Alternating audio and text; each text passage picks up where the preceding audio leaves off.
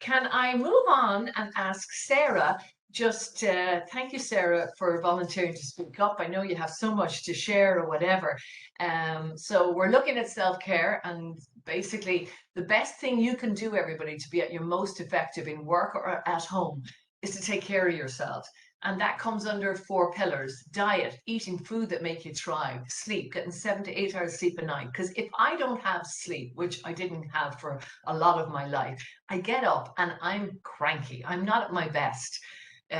So it's about prioritizing. So I now have, and anyone who has sleep issues, there's a couple of things you can do that make a difference. I go to bed every night at a set time, 10:30, it's lights off. It sounds really boring, but I have now, if you read the research on sleep, it's so frightening. You would prioritize going to bed an hour earlier tonight. So that's the sleep. Exercise, as Valerie says, build it into your day. And even if I didn't have the 15 minutes, I might drive a bit and ditch the car and walk for 10 minutes or whatever. Build exercise into your day, and relaxation. And relaxation is what gives you the recharge. So it's like, what do I do for myself in the evenings that might be nice? So what about if you went out to a yoga class or ran a lovely bath, or, made an arrangement to meet a friend? Get your diary out and start filling it with things to say, I'm going this person on a Monday, I'll do something else on another night. But, as far as you can, to say, I need to recharge from the day. So be that mothering to yourself, to say, I need to take care of myself. So thank you for all of that. Sarah, for somebody on the call who's really struggling around issues that tend to come up in your industry, I'm just wondering, would you mind kind of giving an example? I know you had one that was very helpful there. Where to start, Sheila? I know there are many, but I think, go on.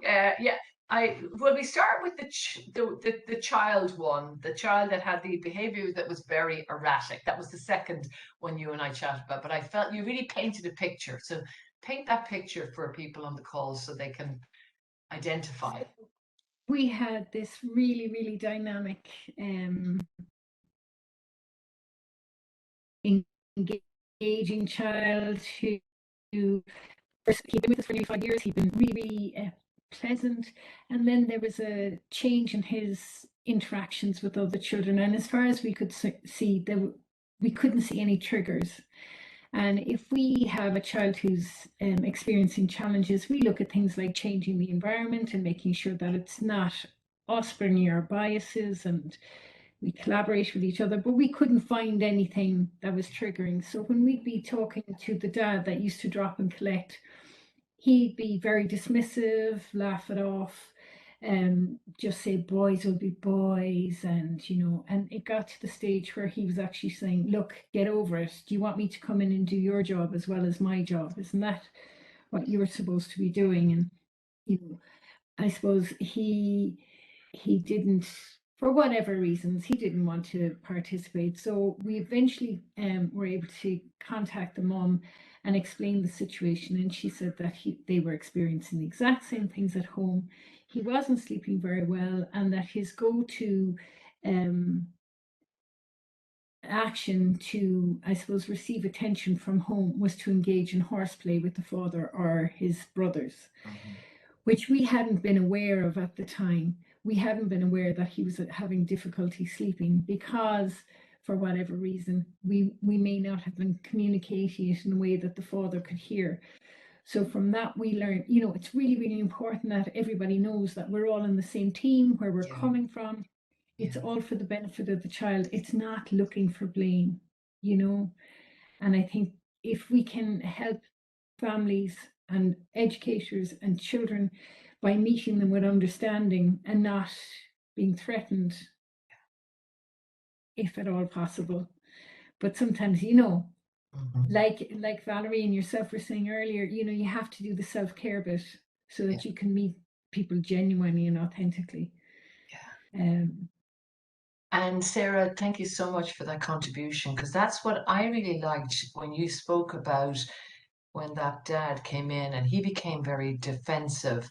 I really liked that it sounded to me, well, first of all, you have a beautiful speaking voice, and I could hear that you listened to him, and you know, that you're all on the same page in terms of, and I think what happened was you seemed to build that rapport with him, and kind of he was met without judgment, and that engaged his cooperation, because of course we're all terrified that somebody's judging us. Are you saying that I'm not a good father or a good mother? And the reality is every parent does their best. I have never met a parent who hasn't been doing their best. But as I said earlier, we can do our best with what we have, with where we're at in ourselves, and you know, with what we got ourselves. And when we know more, then we can actually do more. You know, so taking that judgment out of it. And you had another one that I liked as well. You know, but actually, you mentioned the self-care piece. Out of interest, Sarah, say a little bit about that. If I'm not looking after myself, then I can't look after that situation, whether it be the boy or the parent or the mother in that situation. Well, if you put yourself in the place where you don't belong, you're going to be bringing all your own baggage. So I suppose that's a really important practice that we're trying to develop, is that reflective piece and that collaborative piece, so that you can figure out what belongs to me, like what's inside my hula hoop and Yeah, what's inside everybody else's hula hoop. You yeah, know, so without doing that, without, like, we've done that so many times where I've taken what's not belonged to me and I've responded yeah. in likewise. Mhm. It doesn't work very well. Oh, it doesn't. Whereas if I can, and also if the educators that are working with the children are being authentic and can stand over what they're doing, and you know, we all make mistakes and we all could have done things better, but if you know that what you're doing is genuinely to the best of your ability at that particular time, Yeah, then I think you can meet things, you know, you can meet people where they need to be met yeah, while still minding yourself. I mean, I've spent weekends crying because interactions didn't go well, but because I wasn't in the right place. yeah, So yeah. when I'm having discussions now with parents, I tell them about the time I went to my son's 5th class parent teacher meeting, and I cried for the whole lot of it because he was telling me all these wonderful things about my child, because I, as a parent, um irrational at times, and sometimes it's hard to hear things.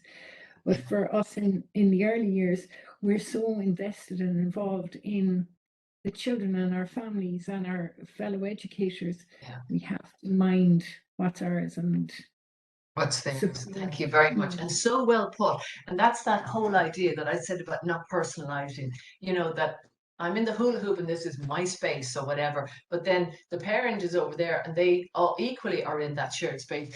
And what I liked there, what Sarah said, and it came to mind, it was something I used to do when I had a group in front of me. I've never done it this way, but I'm going to try it. So let's say you have a parent who comes in and they're aggressive or whatever. So it's almost like, you know, this they sort of put out their fishing rod and the little bit of bait is on it there or whatever.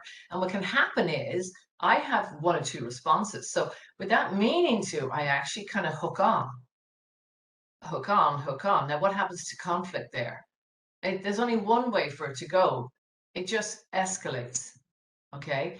Another situation, parent comes in a little bit, whatever, and I'm out here and I have that hula hoop actually around me. Okay. And I stay separate to what the parent has said. And I hear what the parent's saying has been about where they're at. And I'm very conscious that you do deal with a lot of people going through a lot of stuff, and you don't know a lot of the time what's going on. There could be a breakup, there could be somebody might have lost their job, there could be just conflict in the family, there could be all kinds of stuff going on. So I'm staying out here, I'm separate with my hula hoop around me, and I'm very much hearing what that parent is saying has been about them, has been for them, has been not about me necessarily or whatever. And I think it's so important, the art of separateness. So I'm listening, but I'm not personalizing what I'm hearing. And then equally, I'm listening all the way. And when this person gets a chance, and that's what it was very aware of. Actually, it was the other example that you gave, Sarah. I think you said, do you want to just explain that briefly? You had a discussion with a parent around the child's development. Do you remember what happened? Yes.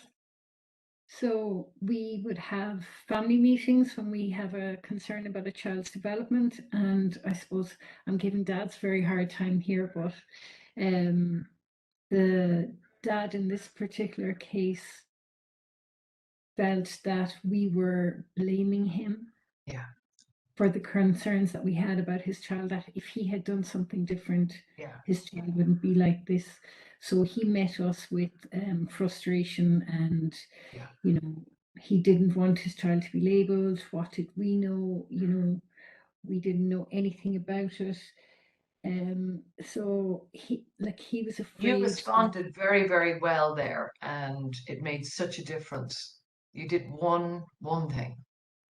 when we explained our concerns, I suppose we let him talk. We had to discover what he was finding difficult, what his experiences were. So we just let him talk.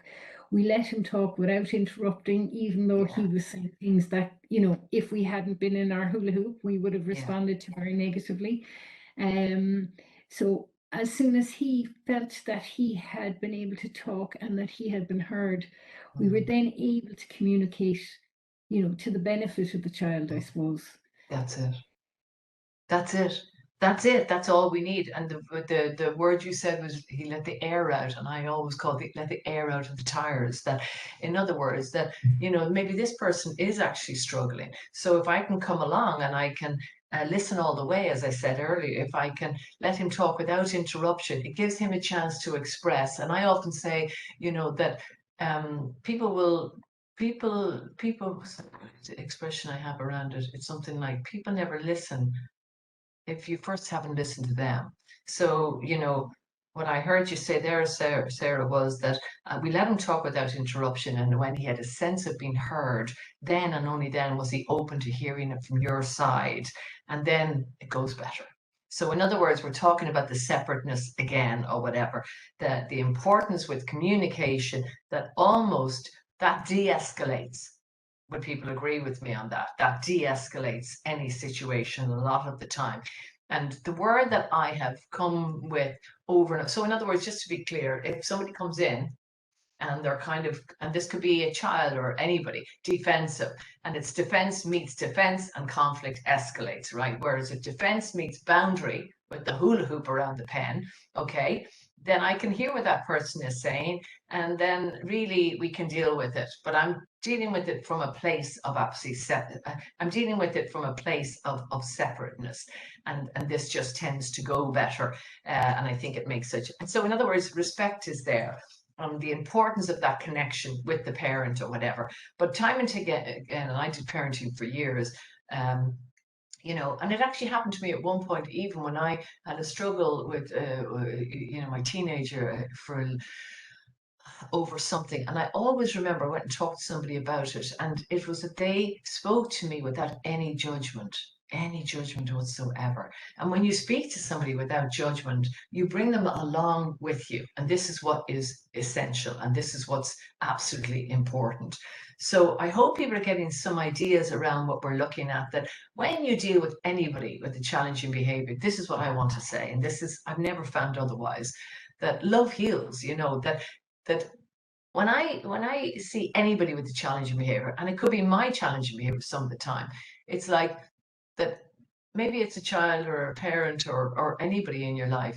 You think they're trying to make your life more difficult. Wrong.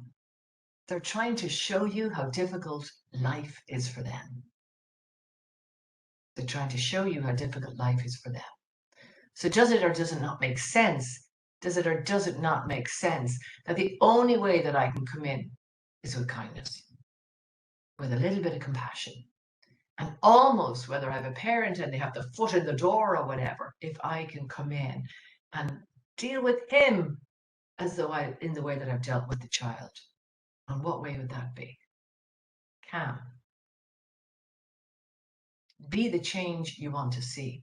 If I want to calm a situation, I have to be calm. What's the tone of my voice like? I set the tone. So what tone am I setting? I'm very conscious when I'm listening to, both of the ladies, the tone of the voice or whatever. So I have to come in and be calm. I have to be empathetic. Yes, that sounds very difficult.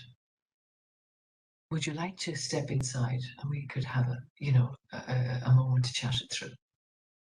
I have to look them in the eye and give them my full attention, because it's probably somebody who hasn't felt seen or hasn't felt heard.